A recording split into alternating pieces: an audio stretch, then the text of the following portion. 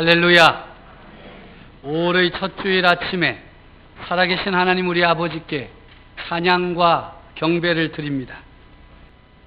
오늘 우리에게 많은 문제들이 놓여 있습니다. 정치, 경제, 사회, 문화, 교육, 또 환경, 미세먼지, 문제 아닌 것들이 없습니다. 어느 것 하나 소홀히 할 수 없는 중요한 일들인데, 그럼에도 불구하고 가정 문제만큼 중요한 문제가 없고 위기에 빠진 문제도 없습니다. 우리의 가장 시급하고 중요한 문제는 가정입니다. 대부분의 사람들이 가정과 가족을 위해 일합니다. 그런데 안타깝게도 어느 시점에서부터 무엇을 위해 일하고 있는가를 망각하게 된다는 사실입니다. 어렵고 힘들다 보니 그냥 먹고 살려고 일하는 상황이 되고 맙니다. 그리스도인들 열심히 일해야지요. 게으르지 말고 부지런히 일하며 살아야 됩니다. 그러나 분명한 것은 일하는 목적을 잃어버려서는 안 됩니다. 우리나라에서 많은 사람들이 이민을 떠난 시기가 있었습니다. 지금도 이민 가는 분들 계시지만 많은 분들이 이민 갔어요. 자녀 교육을 위해서, 도저히 이 땅에서는 살 수가 없어서 가족의 미래를 위해서 떠난다고 떠났습니다. 미국에서 이민 목회하는 분들 이야기를 들어보면 이 미국으로 이민한 가정들이 너무나 많은, 대부분의 가정들이 큰 어려움에 빠졌다는 것입니다. 살기 위해서 일하고 자녀를 가르치기 위해서 돈을 벌고 힘써 일하다가 보니까 자녀들을 다 잃어버렸다는 거예요. 자녀들과 함께하는 시간을 갖지 못해. 돈도 벌고 집도 사고 차도 샀는데, 자녀들 가르치기 위해 그렇게 힘썼는데 그 결과가 신통치 않았다는 것입니다. 자녀들과는 말이 통하지 않고 사고방식도 전혀 다르고, 잘못된 방향으로 나가는 자녀들을 바라보면서도 어떻게 해결할 수 없어서 안타까워하는 성도의 가정이 많더라. 자녀들을 위해 떠난 이민이고 자녀들의 미래를 위해 헌신한 삶이 헛수고가 되고 말았으니 얼마나 허무하겠습니까? 이런 일들은 외국에서만 벌어지는 일이 아닙니다. 우리나라에서도 비일비재합니다. 열심히 가정을 위해서, 가족을 위해서, 자녀를 위해서 열심히 일했는데 자녀는 잃어버렸어요. 자녀하고 말이 안 통해. 자녀들이 믿음 생활도 잘 안 해. 지멋대로 살아. 저는 우리 성도들이 요즘 사업을 시작하겠다, 자영업 하겠다 말하면 꼭 확인하는 게 있어요. 주일에 문 닫을 거냐? 닫는다 그러면 내가 가서 예배 드리고, 안 닫는다 그러면 알아서 해라. 완전 협박을 하니까 협박을 잘 받아들이는 성도들이 많아요. 아마 아예 그 말 듣지 않을 사람은 저한테 와서 부탁도 안 하겠지요. 제가 주일에는 문 닫고 쉬라 그래요. 난색을 표하지요. 그런데 제가 목회를 하면서 겪은 경험은 주일에 쉬지 않으면 그 사업 오래 할 수도 없고 그 가정이 제대로 가정답지 않아요. 평일에 무슨 일을 하든지 열심히 하고 주일에는 자녀들과 함께 교회로 나와서 하나님께 예배를 드리고, 나올 땐 제가 정장하고 나오라 그래요. 핫도그를 튀기든지 커피를 따르든지 평일에는 어떤 일복으로 하든지 간에 주일날 올 때는 깔끔하게 자녀들과 정장을 잘 입고 멋지게 나와. 하나님께 예배드리고 자녀들과 함께 오후에는 즐거운 시간을 보내야 가정을 지키고 특히 자녀들을 지킬 수가 있습니다. 이렇게 해야 어린 자녀들이 주일을 기다리게 되고 부모와 함께하는 행복을 누릴 수가 있습니다. 자연스럽게 그리스도인으로 어떻게 살아야 하는가를 보여줄 수 있습니다. 참으로 감사한 일은 제게 와서 예배를 드리자 부탁하던 성도들이 다 성수주일하고 가게 문 닫고 주일에 가족과 함께 예배를 드리고 있습니다. 여러분 다 사업 좀 하세요. 그럼 주일에 다 문 닫고 올 텐데. 그분들을 뵐 때마다 제가 감동이 돼요. 걔 목사니까 주일날 문 닫으라, 성수주일 해라, 그랬는데 진짜 닫으니까 그 다음부터 제가 어떻게 되겠어요? 부담이 되는 거야. 주님, 알아서 해주십시오. 제가 감동이 되는데 하나님 보시고 얼마나 좋아하시겠습니까? 하나님 아버지께서 기억해 주실 줄로 믿습니다. 사랑하고 존경하는 성도 여러분, 가정을 바로 세워야 됩니다. 이 시대의 문제는 무엇보다도 내 가정이 바로 서는 것이라는 사실을 깨달아야 됩니다. 누가 대통령이 되느냐 하는 일보다 더 중요한 것이 내 가정이 바르게 서고 내 가족과 자녀가 하나님 앞에 바로 서는 것이라는 사실을 기억하고 마음에 품으시기를 바랍니다. 행복한 가정, 특히 행복한 믿음의 가정을 이루는 일은 우리 모든 성도들의 꿈이요 소망입니다. 될 듯 하면서 잘 되지 않는 것 가운데 하나가 행복한 믿음의 가정을 이루는 것입니다. 왜 그렇습니까? 가정을 이루고 있는 구성원들의 성격이 너무나도 다양하고 개성이 너무나도 강하기 때문입니다. 다양한 가족을 하나 되게 만드는 일은 매우 어렵고 힘이 듭니다. 가정 안에서 화해의 사도가 되어야 하기 때문입니다. 가정을 행복하게 만드는 가장 중요한 요소 중에 하나가 자녀입니다. 자녀가 없는 가정보다 자녀가 있는 가정이 행복의 요소가 많습니다. 그래서 사람들은 아이를 낳아 기르는 과정이 어렵고 힘이 들고 재정도 많이 소모되지만 그것을 마다하지 아니하고 희생을 감수하면서까지 자녀를 낳아 기릅니다. 그 길이 가정의 가장 큰 행복의 요소요 기쁨의 요소이기 때문입니다. 물론 가정에 자녀가 있다고 해서 모두 기쁨이 되고 행복이 되는 것은 아닙니다. 그 아이들이 성실하고 진실하고 신앙 안에서 복되게 자라야 행복한 것입니다. 그 자녀가 불량하고 탈선을 마다하지 않고 부모 말도 안 듣고 사고나 치고 다니면 오히려 부모들에게 그 자녀는 행복의 이유가 아니라 큰 근심거리입니다. 그러므로 가정을 행복한 믿음의 가정으로 만들기 위해서는 가족 모두가 하나님 말씀 앞에 바로 서야 됩니다. 가정의 자녀의 문제, 남편과 아내의 문제, 형제의 문제, 사람이 다 풀 수가 없습니다. 아니, 풀어지지 않습니다. 오직 가정의 문제와 관계들을 회복시키실 분은 하나님이십니다. 그러기 위해서 하나님 말씀 앞에 바로 서야 됩니다. 하나님의 말씀에 서로가 귀를 기울이고 그 말씀에 무조건 순종해야 됩니다. 그렇게 되어야 관계 회복이 이루어집니다. 관계 회복의 기적이 이루어지는 길, 가족들이 하나님의 말씀 앞에 바로 서고 그 말씀에 순종하고자 할 때 관계가 회복되는 것입니다.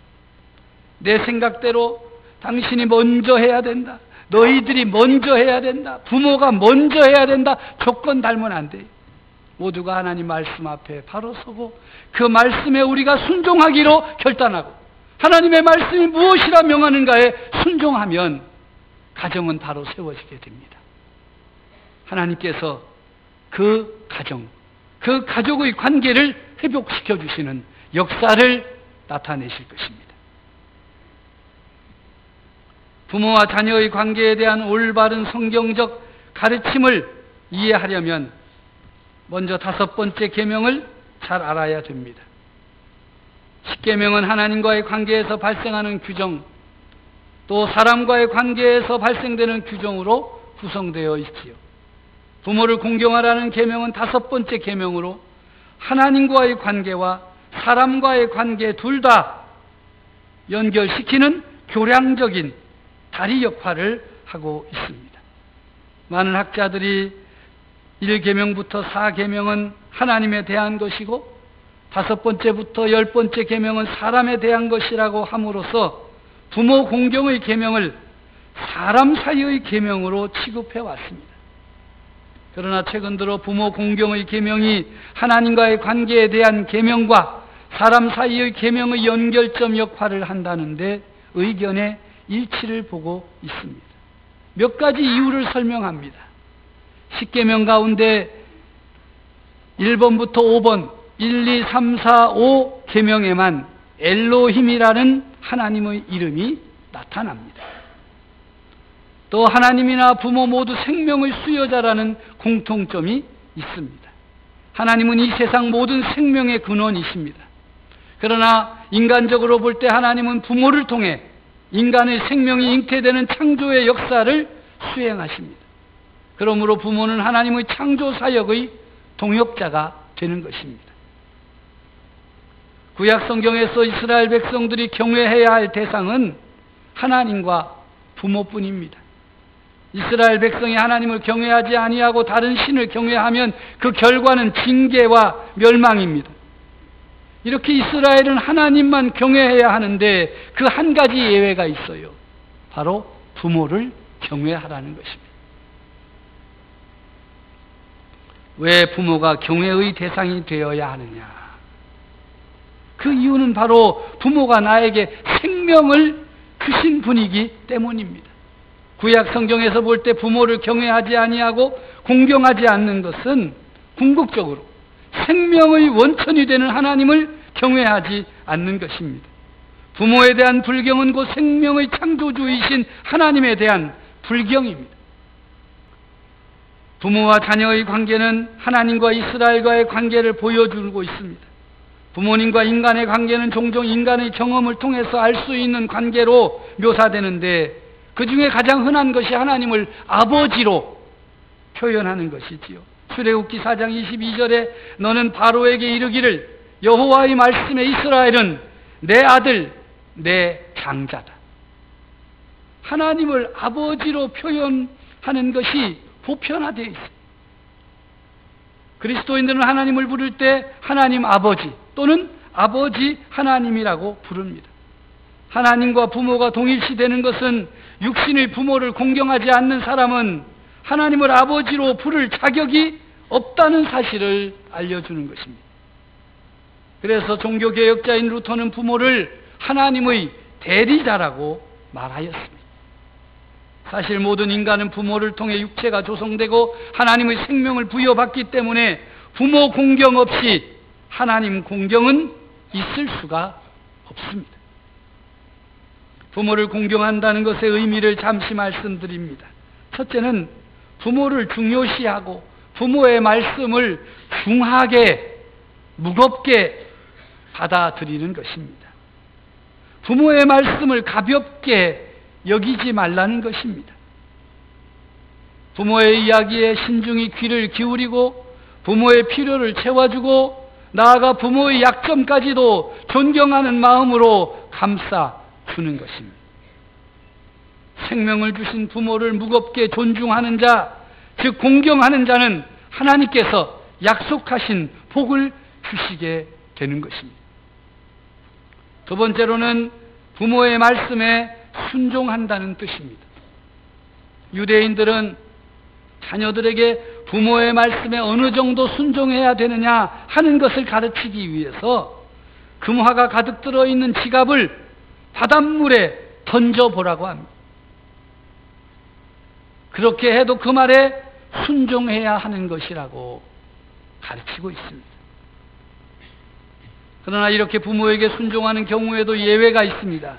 그것은 부모가 자녀를 향해서 하나님의 말씀을 지키지 말라 명령하는 경우에는 부모의 말보다는 하나님의 말씀에 순종해야 하는 것입니다.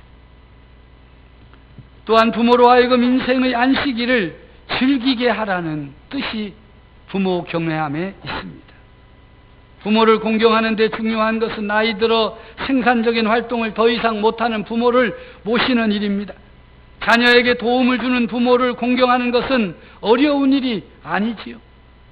건강하지, 돈도 많지, 재산도 많지. 그 부모 공경 잘 하겠어요, 안 하겠어요? 하지 말라 그래도 머리 비밀고 찾아올 거예요. 그러나 연로하여 육체적으로 약하고 활동조차 자유롭지 못한 부모, 심신이 극도로 노쇠하여 정상적인 생활을 하기가 힘든 부모를 공경하기란 쉬운 일이 아닙니다. 하나님은 이런 부모를 공경하라고 말씀하십니다. 부모를 공경하는 자녀, 가장 잘 공경하는 자녀가 누구신지 아십니까? 함께 사는 자녀가 부모를 제일 공경하는 것입니다. 근데 부모들이 나이가 연세가 들면 조금 뭐가 떨어지는 것 같아요. 그래가지고 뭐 어버이날이라고 와가지고 뭐 선물 사오고 봉투 주고 그러면 해 하고 뭐 며칠 잘하고 가면 네가 최고다. 저거는 틀렸다. 며칠 1년에 며칠 와가지고 뭐 잘해준다고 하고 뭐 네가 어쩌니 뭐 어쩌니 뭐 동물 캐가 나쁜 것들이에요. 부모를 모시고 경외하고 공경하는 일에는요, 부모와 함께하는 자녀가 제일 최고예요. 왜 응답들이 이렇게 시원찮아? 불가능한 일을 하는 거니까. 그럼 부모 모시고 사는 거 불가능한 일입니다. 전 부모님들, 노인들한테 같이 살지 말라 그래요. 힘들다고. 부모 모시고 사는 일은 거의 불가능한 일이에요. 기적 같은 일을 행하는 사람이에요. 그런데 뭐 어버이날이라고 하고 생일이라고 몇 번 갔다가 왔다가 하면서 뭐 이러고 뭐 집에 있는 그 부모 모시는 거시기들한테 막 나쁜 것들이요. 그 부모님들 정신 잘 차려야 돼요. 누가 최고로 효도하는 거예요? 그래요. 뭐니 해도 같이 사는 자녀가 제일로 잘하는 거예요. 그렇다고 뭐 또 데려다가 같이 살라고는 하지 마세요. 그냥 사세요. 근데 지금 살고 있는 자녀들을 그만큼 알아주라 그 말이에요. 그리고 내일 또 여기 또 다 갈 거 아니에요, 그지? 부모님한테. 그리고 가가지고 또 뭐 부모님한테 꼭 그렇게 하세요. 한번 따라해 보세요. 함께하는 언니가 최고요. 제가 목회 생활을 하면서 그런 안타까운 일을 많이 보는 거예요. 사실 그렇잖아요. 여러분, 며칠 잘 모시는 건 얼마든지 할 수 있어요. 모시고 나가서 식사 대접하고 선물 주고 또 뭐 봉투 주고 잘할 수 있어요. 근데 365일 밋밋하게 있는 건지 없는 건지 그냥 뭐 있는 둥 없는 둥 하는 그 자녀는 아무것도 아닌 것처럼 보이죠? 그 자녀가 생명을 같이 하는 거예요. 내가 왜 그걸 강조하는지 몰라 지금. 하여튼 간에 좀 우리 예수 믿는 사람들이 말이야 말을 잘해가지고 부모님 찾아가가지고 그 시골에서 함께 사는 그 가족 언니 뭐 올케 이런 사람 무시하고 말이지 이렇게 하면 되냐고. 나쁜 것들.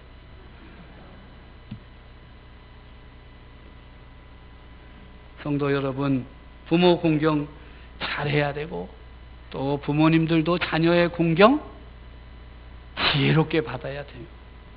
요즘 보니까 부모 때문에 자식 가정이 깨지는 일이 많대요. 자꾸 간섭을 한다네.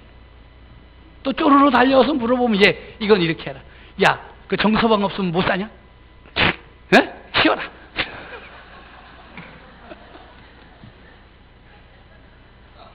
치워라. 뭐 또 그래가지고 부모들이 계속 간섭을 해가지고 자녀들이 깨지는 가정이 점점 늘어나거든. 왜 이혼하냐 그랬더니 그 위에 계신 그 거시기들 때문에 윗분들이 자꾸 참견을 한다. 나이 30 넘으면 자녀들의 삶에 참견 하덜덜덜 물어보지도 너희들이 알아서 살아라. 그래야 이 가정이 바로 세워지는 거예요. 쫓아가가지고 엄마 이래서 못 살겠다. 아버지 이래서 못 살겠다. 틈시. 우리 교인들은 그렇지 않으리라고 뭐 믿습니다만은 그걸 잘 하셔야 돼요. 최근 우리 사회가 빠르게 고령화 사회가 됐어요. 고령화 사회란 65세 이상의 인구가 전체 인구의 7%를 차지하면 고령화 사회래요. 근데 우리나라는 2000년도에 7.2%가 되었는데 2005년도에는 8.7%, 2015년에는 13.2%, 올해는 14% 이상이 된대. 2배 늘었대, 2배.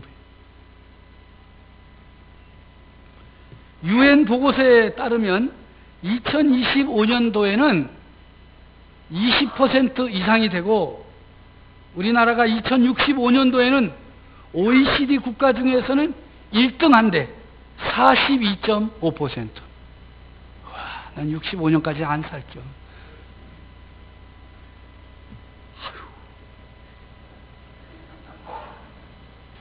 근데 이렇게 노인 인구가 많아지잖아요. 제가 젊은이요, 노인이요?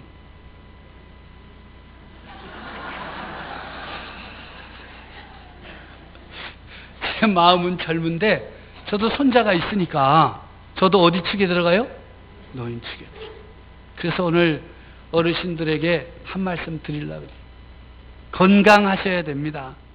네? 65세 이상 되신 어른들 다 건강하시기 바랍니다. 건강의 비밀을 하나 오늘 가르쳐 드리려고 그래요. 어르신들이 건강해야 자녀들이 걱정을 덜 하지요. 에? 신경 덜 씁니다. 그런데 제가 이렇게 쭉 경험을 해보니까 규칙적인 생활이 건강을 유지해요. 우리 그리스도인들은 아주 규칙적으로 살 수 있어요. 새벽 기도를 나오면 돼. 아멘을 해야지. 어찌 웃기려냐. 65세 이상 되신 분들 제가 하거든 아멘 한번 하시오. 새벽 기도를 규칙적으로 해야 돼요. 보세요. 새벽에 일찍 일어나려면 밤에 일찍 주무시게 돼 있어. 불면증 없어져요. 그 다음에 새벽에 나와서 노래 꼭 2마디씩 하지. 에? 2곡씩 꼭 노래하지. 그 다음에 소리 질러가면서 기도하지. 에? 말씀 들으니까 뇌가 싹 움직이지. 얼마나 좋은지 몰라.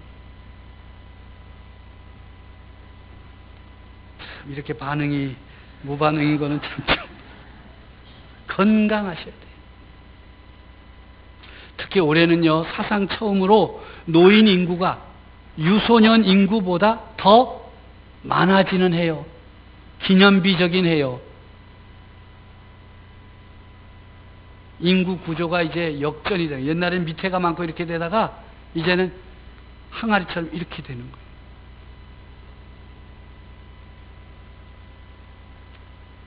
그런데 이런 사회 속에서 우리 성도들이 어떻게 살아야 되냐? 하나님의 말씀에 귀 기울여야 돼요. 하나님께서 오늘 우리들을 향해서 말씀하시지요? 너희 부모에게 순종해라. 내 부모를 공경해라. 또 너희 자녀들을 노엽게 하지 말라. 행복한 믿음의 가정을 이루는 비밀이 여기에 있는 것입니다. 하나님의 말씀을 붙들고 하나님의 말씀에 순종하려고 힘쓰시기를 바랍니다. 또 안 될 때마다 하나님 앞에 기도하며 간구하여 엎드리시기 바랍니다. 하나님 도와주십시오. 우리의 가정이 무엇보다도 하나님을 믿는 온전한 믿음의 가정이 되게 해 주시옵소서. 우리의 자녀들이 온전한 믿음의 사람이 되게 하여 주시옵소서. 그렇게 함으로 가정을 바로 세우고 사랑으로 하나 되게 함으로 여러분들의 가정이 믿음의 가정, 하나님께서 기억하시는 가정, 하나님의 역사가 충만한 행복한 가정 되어지기를 간절히 바랍니다.